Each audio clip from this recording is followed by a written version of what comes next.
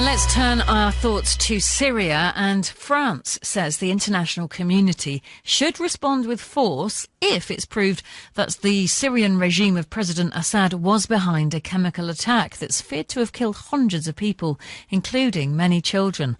Diplomatic efforts are being made to get the UN chemical weapons inspectors, who are in the capital, Damascus, to visit the site, which is just 15 minutes from where they're based.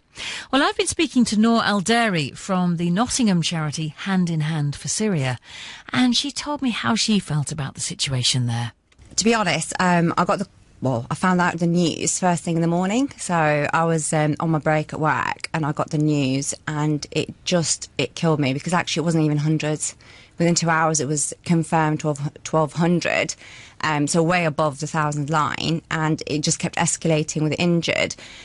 I was just devastated, absolutely devastated, thinking, is gas, is it going to spread to... I mean, it doesn't matter where it is in Syria, if my family there or not, it's still very, very close to home, because of all the humans at the end of the day.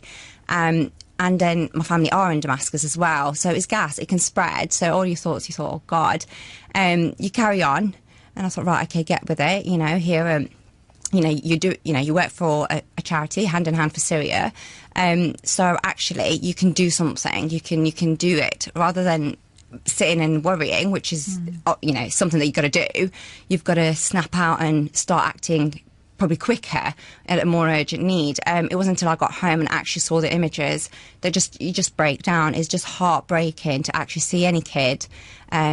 I mean, it's not even just the dead ones, it's the ones that are dying and they're being filmed, and you can see it, and I could see my nephews, my nieces in there, or I could think it's my cousins and their kids that are out there, and how that would feel. But to me, it was like, right, okay, you can totally sit and feel sorry for you and for the rest of the country, or you can act, and that's where we've now at Hand in Hand are doing an emergency appeal where money will be spent on getting oxygen masks, medication to counteract the poison, first aid, just anything to help. All they've got is water. So anyone that's suffering, all they've got is water to relieve them. And so your family that are there, do you have close family there? I do. Literally all my family. I mean, the only people I have here are my parents and my brothers. Right. But the rest of my family, my grandma's... in the Damascus area? In the Damascus area. So my grandma, my cousins, my uncles. Have you been able to speak to them? I have. It's horrible. It's not nice speaking to family out there, because you hear the panic.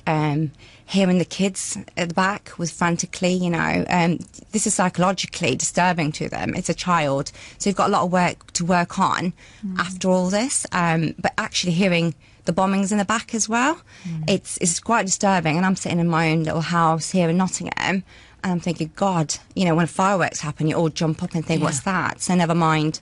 And for them, they don't know this is not the end. They must be terrified. They are terrified. It's a bit of, okay, it's been going on for 3 years.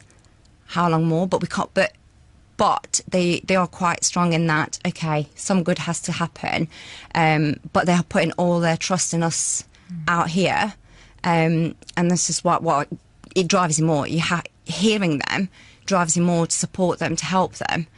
So you've heard from them firsthand what they need, and you're trying to get that together, and in September, well, in a few days actually from now, you want to take that stuff over there. Yeah, so we've got a campaign that's it's a national campaign. It's called the Big Aid Drop, and the Hand in Hand for Syria is running, so details can be found on the handinhandforsyria.org for the website. It's called the Big Aid Drop.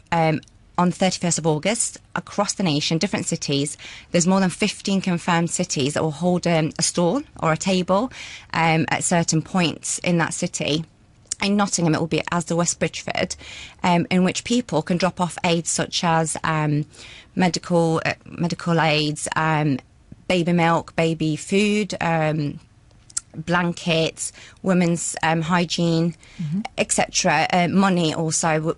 There's another campaign that's going on, which is literally for money to raise ambulances, in which women will drive eventually into Syria. And you yourself are going to go over? I am. So everything that's donated on that day, and everything that we get from the emergency appeal that we start today, on the Just Giving page, at the Hand in Hand for Syria page, Just Giving page, will be spent on medical equipment. So again, going back to oxygen mask, medication. Yeah, and you're going with that? I will be going with that. That's Nour Aldairi from the Nottingham charity Hand in Hand for Syria, who is going over there to take the aid. And if you have a look for Hand in Hand for Syria on the internet, you'll get more details. So the time now, 27 minutes past 5. BBC